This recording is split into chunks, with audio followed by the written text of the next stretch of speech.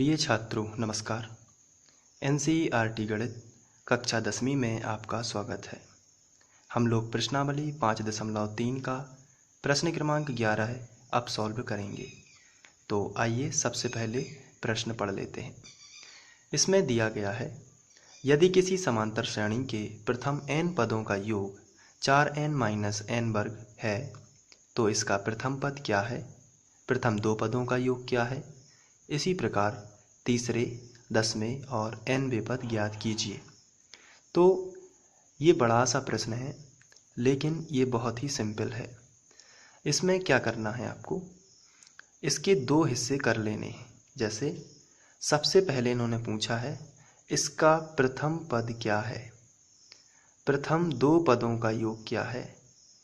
तो हम ये दोनों चीज़ें पहले याद करेंगे, यानी प्रथम पद और प्रथम पदों का योग ये पहले ज्ञात करेंगे और ये वाला जो हिस्सा है ये बाद में ज्ञात करेंगे। इसी प्रकार तीसरे, 10वें और 9वें पद। तो ये हमने दो हिस्सों में इस क्वेश्चन को बांट लिया। अब यहाँ पर आपको देखना है कि हमें दिया क्या गया है। तो क्वेश्चन पढ़ने से हमें पता चलता है कि हमें n पदों का योग दिया गया है। तो योग का मतलब क्या होता है, तो इसका आंसर है योग का मतलब होता है s, और n पदों का योग है इसलिए Sn, और ये Sn हमें दिया गया है 4n - n वर्ग। तो सबसे पहले हम यही लिख लेते हैं कि हमें Sn बराबर 4n - n वर्ग दिया गया है। तो यहाँ पर हमने लिख लिया है n पदों का योग हमें दिया गया है Sn बराबर 4n - n वर्ग। अब इसे हम समीकरण 1 बना देते हैं। तो इतना तो आपको प्रश्न पढ़ के कर देना है। अब यहाँ पर यदि आप ध्यान से देखें तो हम n के मान 1, 2, 3 और 4 तक रख देते हैं, जिससे हमें प्रथम पद मिल जाएगा। क्योंकि हमसे पूछा गया है प्रथम पद क्या है, तो Sn बराबर 1 रखेंगे, यानी n का मान 1 रखेंगे तो हमें प्रथम पद मिल जाएगा। अब बाकी दो पदों का योग हमसे पूछा गया है तो हमें दूसरा पद भी ज्ञात करना पड़ेगा, यानी n बराबर 2 रखेंगे जब इस वाले समीकरण में, तब हमें जाके दो पदों तक का योग मिलेगा। कहने का मतलब ये है कि S1 दर्शाएगा प्रथम पद, जबकि S2 दर्शाएगा दो पदों का योग, S3 दर्शाएगा 3 पदों का योग और S4 दर्शाएगा 4 पदों का योग। तो हमेशा याद रखना है आपको, S1, S2, S3 है तो ये पदों का योग दर्शा रहा है, वो पद नहीं बता रहा है, वहाँ तक के पदों का योग बता रहा है। जैसे अगर हम S3 की बात करें तो S3 3 पदों तक का केवल योग बता रहा है, वो तीसरा पद नहीं बता रहा है। आगे बढ़ते हैं। तो हम यहाँ पर n के मान रख देते हैं। तो हम यहाँ पे लिखेंगे n बराबर 1, 2, 3, 4 समीकरण 1 में रखने पर। तो हम यहाँ पर सभी मान क्रमानुसार रख देते हैं। चलिए शुरू करते हैं। सबसे पहले हम S1 रखेंगे, तो n की जगह पर 1।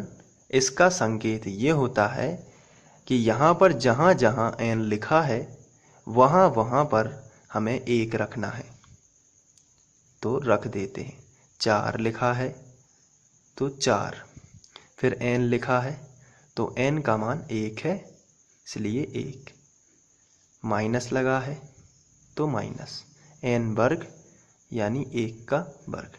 इसी को आगे बढ़ा देते हैं, 4 एकम 4, माइनस 1 का वर्ग 1 ही होता है, तो 4 में से 1 चला जाएगा तो कितना आया 3। तो प्रथम पद कितना मिल चुका है 3, और क्वेश्चन में हमसे पूछा गया है प्रथम पद क्या है। तो प्रथम पद का ये वास्तविक में प्रथम पद का योग है, तो प्रथम पद चूंकि अकेला होता है इसलिए योग कह दें, या चाहे इसको प्रथम पद भी कह सकते हैं। तो ये हम कह सकते हैं कि ये पहले का आंसर है, यानी प्रथम पद ज्ञात हो चुका है। अब हम दूसरा पद निकाल लेते हैं। तो दूसरा पद, इसका मतलब ये है जहाँ जहाँ पर n है वहाँ वहाँ 2 रखना है। तो सबसे पहले 4 लिखा है, फिर n की जगह पर 2 माइनस फिर n की जगह पर 2 और वर्ग लगा है तो वर्ग। 4 दूनी 8 माइनस 2 का वर्ग 4।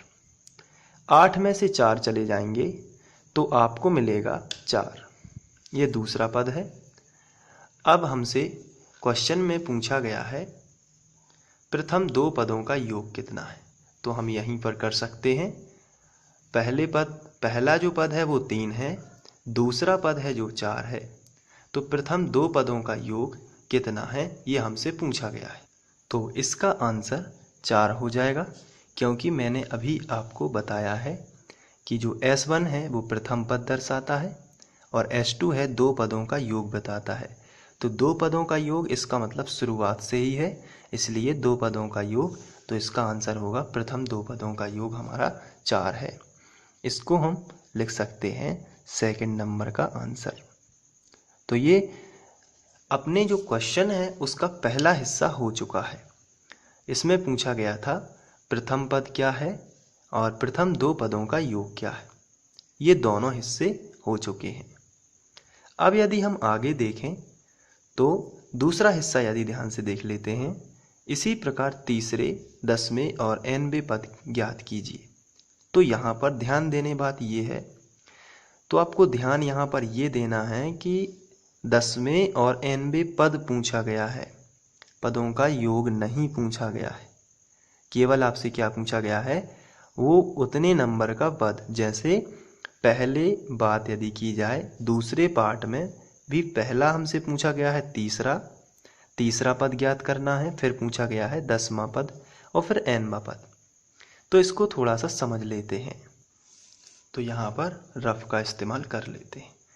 तो यहाँ पर हम बात कर रहे हैं पद और पदों के योग में फर्क क्या है। हमसे पूछा क्या गया है और उसका मतलब क्या है। यहाँ पर हमसे पूछा गया है पद ज्ञात कीजिए, इसका मतलब हमें ये ज्ञात करना है। जैसे तीसरा पद ज्ञात करना है तो इसका मतलब तो होता है A3, यही कहलाता है तीसरा पद। और यदि इसकी फॉर्मूले की बात की जाए तो ये होता है A+2D। लेकिन ना तो यहाँ पर A है और ना ही यहाँ पर D है, जिससे हम A और D की सहायता से तीसरा पद नहीं ज्ञात कर सकते। लेकिन यहाँ पर हमें पदों का योग दिया गया है और पदों का योग हम देख लेते हैं कितना दिया गया है, दूसरा और पहला। लेकिन हमसे तो पूछा गया है कि तीसरा पद ज्ञात कीजिए। तो ऐसी स्थिति में A3 यदि ज्ञात करना है तो आप S3 में से S2 घटाएंगे, ये आपको ध्यान रखना है। अगर आपको A4 ज्ञात करना है तो यदि पदों के योग की सहायता से ज्ञात करना है तो आप कोई भी, जैसे यहाँ पे 3 लिखा है तो 3 - 2 होगा, यहाँ पे 4 लिखा है तो S4 - S3 हो जाएगा, उससे एक कम। जैसे आपको 10वां पद ज्ञात करना है, इसका मतलब आपको A10 ज्ञात करना है तो आपको क्या करना पड़ेगा, तो आंसर है आपको S10 - S9 करना पड़ेगा।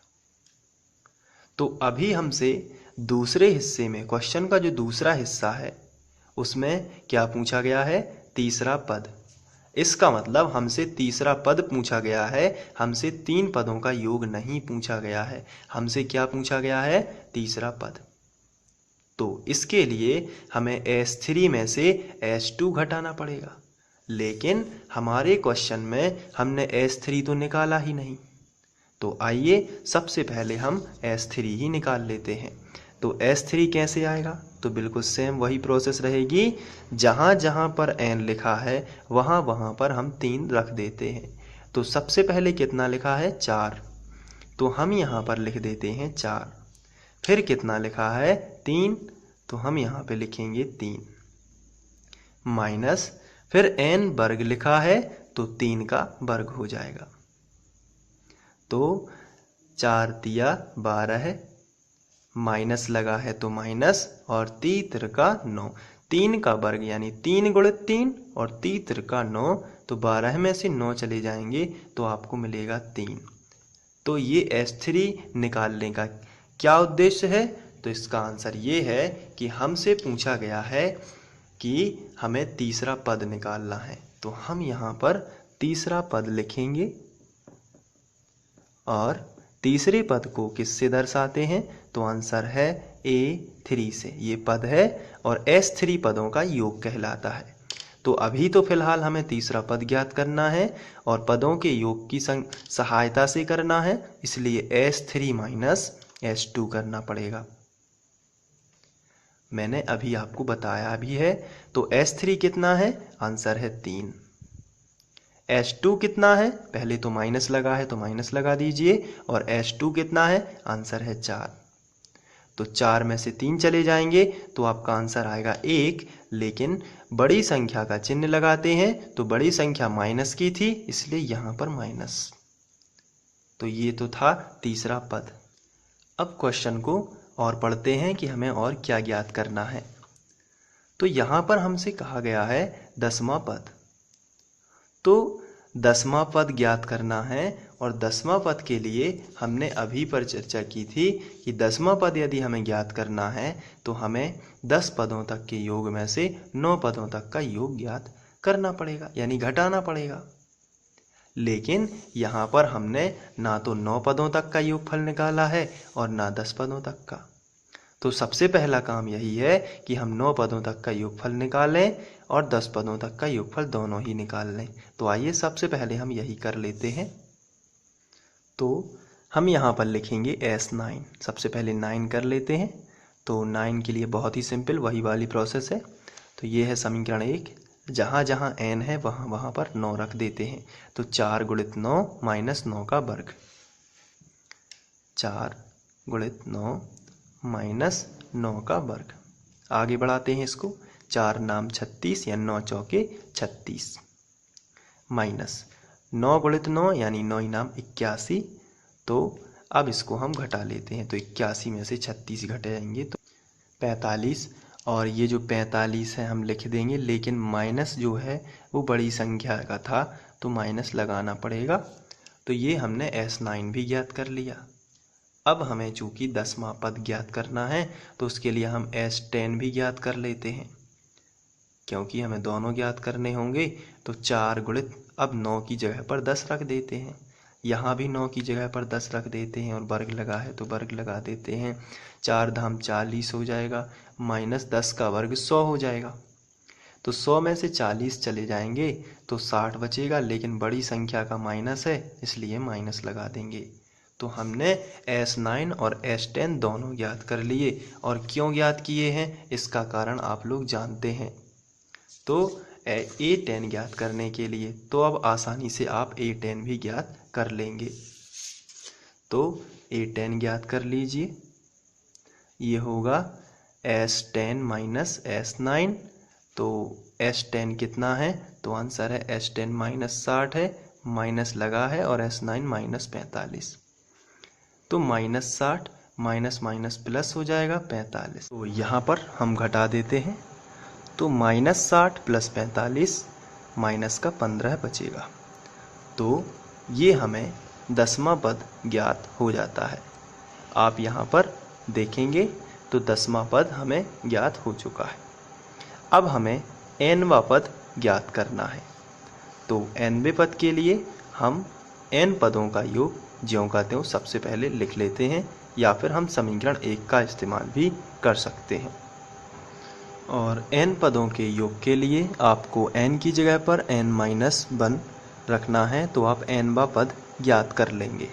तो ये हमेशा आपको एक बात भी ध्यान रखनी है कि nवें पद का जब nवां पद आपको ज्ञात करना है तो n की जगह पर, यहाँ पर जो योग है उसमें n की जगह पर n-1 रख देना है, क्योंकि मैंने अभी आपको बताया कि अगर आपको जैसे तीसरा पद ज्ञात करना है तो आप दूसरे पद के या तीसरे पद के योगफल में से दूसरा पदों तक का योगफल घटाते हैं।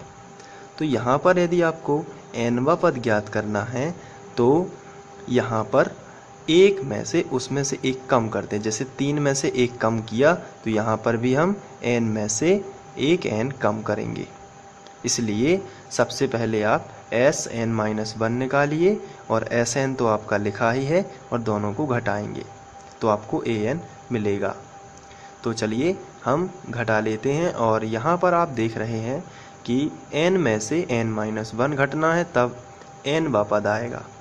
तो n पदों तक के योगफल में से Sn-1 वे पदों तक का योगफल जो है वो घटेगा। तो आइए उसी को कर लेते हैं। तो यहाँ पर हम लिखेंगे Sn-1 बराबर 4 और n की जगह पर हो जाएगा n-1 माइनस और n की जगह पर n-1 का वर्ग। तो ये उसी फॉर्मूले का जो हमें दिया गया है उसमें n की जगह पर n-1 आपको रख देना है। आगे बढ़ते हैं। 4 का गुणा n में करोगे तो आएगा 4n माइनस 4 एकम 4। फिर यहाँ पे माइनस लगा है तो माइनस लगा देते हैं और चूंकि माइनस लगा है इसलिए आप ब्रैकेट लगाएंगे क्योंकि माइनस का गुणा हम बाद में करेंगे। अब यहाँ पर a ऋण b का होल वर्ग है तो ये सर्व समीकरण लगेगी a वर्ग धन b वर्ग यानी 1 का वर्ग। a का मान है n और b का मान है 1 तो a वर्ग धन b वर्ग माइनस 2ab। तो 2a का मान है n और b का मान है 1 तो उसका गुणा होगा तो 1 लिखना अनिवार्य नहीं है। ये आपको सर्व समीकरण लगा देनी है। अब यहाँ पर 4n माइनस 4 माइनस का आपको गुणा कर देना है तो आएगा माइनस n वर्ग माइनस प्लस का माइनस 1 माइनस माइनस का प्लस हो जाएगा और 2n। अब यहाँ पर ध्यान से देखते हैं माइनस n वर्ग लिखा है तो ये पहले लिख देते हैं। 4n और 2n दोनों ऐड हो जाएंगे तो ये टोटल हो जाएगा 6n माइनस 4 और माइनस 1 टोटल दोनों ऐड हो जाएंगे तो माइनस 5 हो जाएंगे। 4 और 1 5 तो ये फाइनली आपको मिलेगा। अब हम nवां पद निकालेंगे तो इसके लिए हम लिखेंगे an बराबर और चूंकि nवां पद निकालना है इसलिए हम यहाँ पर Sn में से Sn-1 हम घटा देंगे। तो आइए Sn तो हमें दिया गया था 4n माइनस n वर्ग और माइनस करना है तो माइनस और ये हम ब्रैकेट लगा देते हैं ताकि माइनस का गुणा हो सके और घटाना है Sn-1 का मान है ये पूरा तो हम रख देते हैं प्लस 6n माइनस 5। अब हम इसको माइनस का गुणा कर देते हैं तो बचेगा 4n माइनस n वर्ग माइनस माइनस प्लस हो जाएगा और n वर्ग और ये प्लस माइनस का माइनस 6n और माइनस माइनस प्लस और ये 5।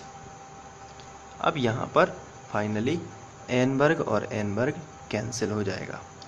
4n और माइनस का 6n है तो वह बचेगा माइनस का 2n और प्लस 5। तो यहाँ पर 5 हम प्लस की संख्या है तो आगे लिख सकते हैं तो 5 माइनस 2n। तो इस तरीके से ये सॉल्व हो जाएगा। आशा करता हूँ कि आप लोगों को समझ में आ गया होगा। Thank you.